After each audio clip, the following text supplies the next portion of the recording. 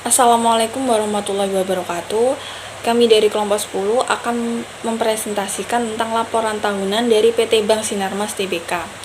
Kami yang beranggotakan 1. Putri Dita Chandra Nimtias, 2. Makfiroh, 3. Wanda Husnul Khotimah, 4. Linda Melia Safira Rahmah, 5. Saya sendiri Sofi Falihan Royan, dan yang keenam Amelia Putri Salsabila. Di sini saya akan menjelaskan tentang deskripsi bisnis dari PT Bank Sinarmas Tbk. PT Bank Sinarmas Tbk didirikan pada 18 Agustus 1989 berdasarkan Akta Nomor 52 tanggal 18 Agustus 1989 dari Buniarti Chandra SH, notaris di Jakarta, dengan nama PT Bank Sinta Indonesia, dan telah diubah dengan Akta Nomor 91 tanggal 15 September 1989 dari notaris yang sama. Pada Desember 2006, bank berganti nama menjadi PT Bank Sinarmas. Pergantian nama yang telah disetujui melalui rapat umum pemegang saham luar biasa dan tertuang dalam Akta Nomor 1 tanggal 21 November tahun 2006 dari Triposalili Eka Dewi SH, notaris di Jakarta.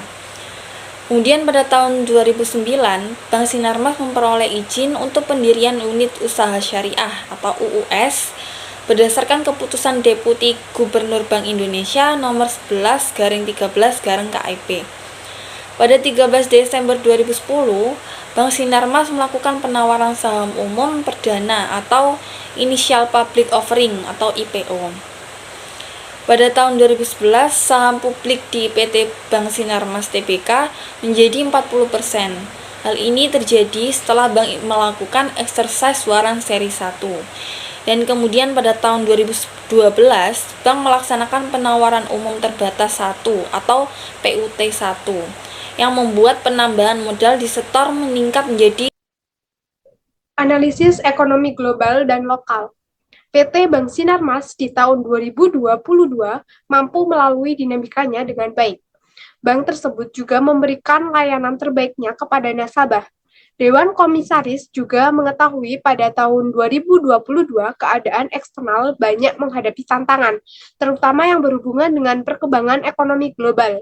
Dinamika geopolitik juga menjadi penyebab terjadinya kenaikan inflasi dan juga kenaikan suku bunga, terganggunya rantai pemasok sehingga memberikan tantangan terhadap manajemen. Kinerja PT Bank Sinarmas sampai akhir tahun 2022 dalam masa pandemi mencatatkan pendapatan usaha sebesar 2 triliun. Pencatatan ini mengalami penurunan sebesar 25,48% jika dibandingkan dengan tahun 2021, dengan total pembiayaan selama tahun 2022 sebesar 6,1 triliun, naik sebesar 4,97%, sedangkan total piutang usaha tercatat 3,6 triliun atau turun sebesar 4,41% dibanding sepanjang tahun sebelumnya. Komisaris menilai bahwa kinerja perseroan masih baik. Selanjutnya adalah tinjauan industri dari Bank Sinarmas. Nah, bisa dilihat pada PPT di bawah ini, ada beberapa tinjauan industri dari Bank Sinarmas. Yang pertama ada pertumbuhan laba, kedua aset, 3 strategi, 4 resiko, dan yang terakhir tata kelola perusahaan. Berdasarkan analisis perspektif industri yang telah disajikan di bawah ini, Bank Sinarmas telah menunjukkan kemampuan untuk meningkatkan kinerjanya dan memposisikan diri untuk pertumbuhan dan peluang di masa depan. Nah, selain mengelola risiko secara efektif, Bank Sinarmas juga menerapkan praktik tata kelola perusahaan yang baik. Untuk beradaptasi dengan perubahan di sektor perbankan, Bank Sinarmas telah menerapkan strategi digitalisasi meski asetnya sempat menurun pada tahun 2022. Jadi selanjutnya adalah posisi persaingan. Nah, pada analisis kali ini, kami menggunakan 2 perbandingan, yakni antara Bank Sinarmas dan juga Bank Permata. Dari analisis posisi persaingan yang telah dicantumkan di bawah ini, terlihat jelas bahwa Bank Sinarmas dan Bank Permata menghadapi tantangan dan keunggulannya masing-masing di bidang perbankan. Nah, dalam beradaptasi dengan perubahan di sektor perbankan, Bank Sinarmas mempunyai keunggulan dan mempunyai peluang untuk mengembangkan layanan digital dan meningkatkan kualitas pelayanannya. Sementara itu, Bank Permata mendapatkan manfaat dari peluang untuk meningkatkan kinerja nasabah dan kemampuan untuk menciptakan produk dan layanan yang memenuhi kebutuhan mereka. Nah, ancaman dan tantangan yang harus dihadapi kedua bank juga ada.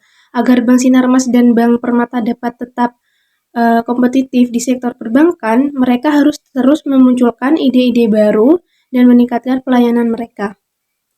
Di sini saya akan menjelaskan mengenai analisis laporan keuangan PT Bank Sinarmas Tbk. Jadi dilihat dari laporan posisi keuangan pada tahun 2020 hingga tahun 2022 mengalami penurunan yang sangat drastis. Dilihat dari persediaan kas yang ada. Kas pada tahun 2020 ke 2021 mengalami penurunan. Dan kas yang ada. Kas pada tahun 2020 ke 2021 mengalami penurunan. Begitu pula dengan tahun 2021 ke tahun 2022 juga mengalami persediaan kas yang sangat turun. Total ekuitas yang diperoleh pada tahun 2020 ke tahun 2021 mengalami kenaikan yang sangat baik, yaitu sekitar 21,50%. Hal ini dapat terlihat bahwa pada tahun 2021 PT Bank Sinarmas Tbk dapat mengelola perusahaannya dengan sangat baik. Akan tetapi, berbeda dengan tahun 2021 ke 2022 justru mengalami penurunan sebesar 1,01%. Hal ini terlihat bahwa pada tahun 2022 PT Bank Sinarmas tidak mendapatkan keuntungan lebih kecil dibanding tahun 2021. Kemudian pada laporan laba rugi terlihat bahwa pendapatan yang diperoleh dari tahun 2020 ke 2021 mengalami peningkatan walau hanya 1%. Akan tetapi pada tahun 2021 ke 2022 justru mengalami penurunan sebesar 5%. Beban bunga dari tahun 2020 hingga 2022 selalu mengalami penurunan. Hal ini dapat menguntungkan PT Bank Sinarmas karena beban bunga ini sangat memengaruhi pendapatan. Laba bersih yang diperoleh dari tahun 2020 hingga 2022 mengalami kenaikan yang cukup drastis apalagi pada tahun 2021 ke 2022, yaitu sebesar 73%. Hal ini menunjukkan bahwa PT Bank Sinarmas mampu mempertahankan perusahaannya untuk mendapatkan keuntungan walaupun dengan persediaan kas yang menurun. Pada laporan arus kas, terlihat bahwa aktivitas operasi setelah mengalami kenaikan yang sangat tinggi pada tahun 2020 ke 2021, yaitu sebesar 270%. Pada tahun 2022 justru mengalami penurunan hingga 36%. Hal ini merupakan perbedaan yang sangat besar. Pada tahun 2022 justru lebih berfokus pada aktivitas investasi, yaitu naik sebesar 4%. Sehingga keuntungan yang lebih besar pada tahun 2022 diperoleh dari aktivitas investasinya. Pada rasio profitabilitas keuangan PT Bank Sinarmas dapat dilihat bahwa mengalami pertumbuhan yang sangat baik. Hal ini dapat dilihat dari gross profit margin yang mengalami kenaikan sebesar 3,97%. Hal ini sudah termasuk sangat baik bagi operasi perusahaan. Begitu pula dengan OPM, NPM, ROA, ROE, ROI yang juga mengalami kenaikan di tahun 2022. Rasio likuiditas terlihat pada tahun 2022 bahwa diperoleh current ratio sebesar 134,88%. Ini merupakan angka yang cukup besar sehingga dapat dikatakan bahwa kemampuan untuk memenuhi jangka pendek perusahaan semakin besar. Pada rasio solvabilitas pada tahun 2022 terlihat bahwa DAR yang diperoleh sangatlah tinggi, yaitu sebesar 70,85%. Selain itu, DAR yang diperoleh juga sangatlah tinggi, yaitu sebesar 460,50%. Sehingga dapat dikatakan bahwa keuangan perusahaan belum sepenuhnya baik sebab keamanan yang diperoleh oleh perusahaan masih belum baik. Pada rasio aktivitas terlihat bahwa PT Bank Sinarmas masih aktif dalam mengelola aktivitasnya. Hal ini karena total aset turnover yang diperoleh sebesar 6,97%. Pada rasio penilaian pada tahun 2021 dihasilkan sebesar 177, sedangkan pada tahun 2022 di bulan Desember akhir terlihat pada gambar saham di atas turun menjadi 50. Ini berarti PT Bank Sinarmas sedang diskon dan baik untuk kita mulai nabung nyicil sahamnya. Akan tetapi dilihat dari PBV-nya, PT Bank Sinarmas masih memiliki PVB yang relatif kecil, yaitu sebesar 0,8, sehingga dapat disimpulkan bahwa PT Bank Sinarmas memiliki saham yang cukup bagus dan harga yang masih relatif wajar. Akan tetapi untuk pertumbuhan kedepannya masih menghasilkan keuntungan yang dapat meningkat. Untuk itu, jika ingin menabung pada saham ini dalam jangka waktu panjang, bisa pada perusahaan ini. Akan tetapi jika ingin menabung dalam jangka pendek, tidak disarankan membeli PT Bank Sinarmas. Evaluasi dalam laporan keuangan tahunannya mencatat bahwa aset Bank Sinarmas Tbk pada tahun 2022 mengalami penurunan sebesar 10,1% dari 52,67 triliun pada tahun 2021 menjadi 47,35 triliun pada tahun 2022. Hal ini menunjukkan bahwa Bank Sinarmas Tbk melakukan penilaian yang akurat terhadap aset yang dimiliki oleh perusahaan. Meski mengalami penurunan aset pada tahun 2022, Bank Sinarmas Tbk tetap mencatat pertumbuhan laba sebesar 73.127,7 triliun pada tahun 2021 menjadi 221,2 triliun pada tahun 2022. Hal ini menunjukkan bahwa Bank Sinarmas Tbk tetap mampu menghasilkan laba yang baik meski kondisi pasar yang sulit. Selain itu, Bank Sinarmas Tbk terus melakukan pengembangan digital untuk menghadirkan kenyamanan dan kepuasan nasabah dalam melakukan transaksi perbankan.